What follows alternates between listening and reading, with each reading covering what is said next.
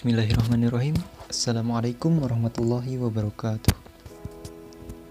Perkenalkan, nama saya Bayu Wahyudin. Saya dari kelas Pendidikan Teknik Arsitektur A 2020 dengan nomor NIM 2000328.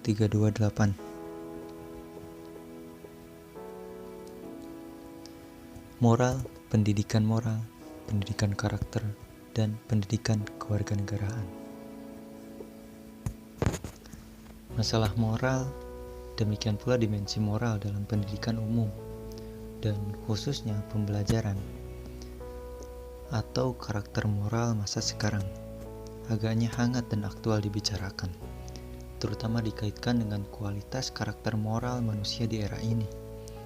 Tingkatan kualitas karakter moral manusia Indonesia selain menghadapi masalah rancunya atau anomali nilai moral yang terjadi di masyarakat, juga diduga dengan menuju pada tataran yang paling rendah dalam kualitas kehidupan bangsa dan bernegara. Kondisi demikian bahkan sempat pula dipertanyakan, apakah masih ada moral yang baik pada masyarakat, bangsa dan negara Indonesia ini? Sekarang ini moral sudah diputar balikan untuk memenuhi kepentingan pribadi, kepentingan kelompok, dan kepentingan kekuasaan sesaat. Dan kepentingan itu tidak ada ujungnya pangkalnya. Kepentingan negara, kepentingan rakyat, dan kepentingan masyarakat pada umumnya diletakkan pada kepentingan pribadi, kekuasaan, dan kelompoknya. Disinilah muara tumbuhnya kerancuan nilai moral.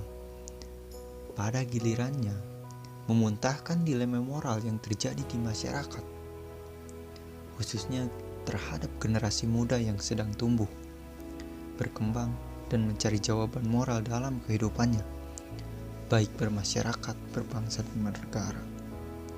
Sejalan dengan apa yang dikemukakan oleh Oladipo 2019 dalam artikelnya, Pendidikan Moral Terhadap Anak. Siapa yang bertanggung jawab? Mengidentifikasi adanya ketidakserasian dari nilai-nilai muncul belakang ini. Ketidakserasian dari nilai-nilai tersebut, jika keliru dan tidak dikendalikan oleh generasi kita yang lebih muda, maka mereka akan bertindak tanpa kata hati dan menimbulkan perasaan ketakutan terhadap manusia-manusia yang lain. Cara-cara kehidupan demikian mengingkari martabat manusia dan merusak integritas dan kebenaran. Solusi yang ditawarkan adalah pendidikan moral dilaksanakan secara mendasar dengan memperkuat nilai-nilai yang dipraktekkan di rumah dan di masyarakat. Ini merupakan langkah yang panjang untuk semua agen yang berbeda, baik di rumah, di sekolah, di masyarakat, untuk perkembangan moral yang dikerjakan sebagai tim yang bekerja sama dan memberikan lingkungan yang membuat kepribadian anak muda tumbuh dengan subur dan muncul sebagai pemenang dalam setiap aspek kehidupan. Jika pendidikan moral dilaksanakan secara mendasar dengan memperkuat nilai-nilai yang di rumah dan di masyarakat, tentu juga mesti melaksanakan dalam dunia pendidikan, khususnya di sekolah, antara lain melalui berbagai kegiatan pembelajaran dalam berbagai mata pelajaran. Salah satunya pendidikan Pancasila dan pendidikan kewarganegaraan. Karena itu wajar manakala Brian E. Gettles 2006 mempertanyakan, di mana moral dalam pendidikan kewarganegaraan? Terhadap pernyataan demikian, maka David Carr dan Graham Haydon menjawab dari perspektif teoritis. Dasar-dasar filosofi muncul untuk berbagai pengertian bertalian dengan kewarganegaraan dan pendidikan. David Carr dan Graham Haydon.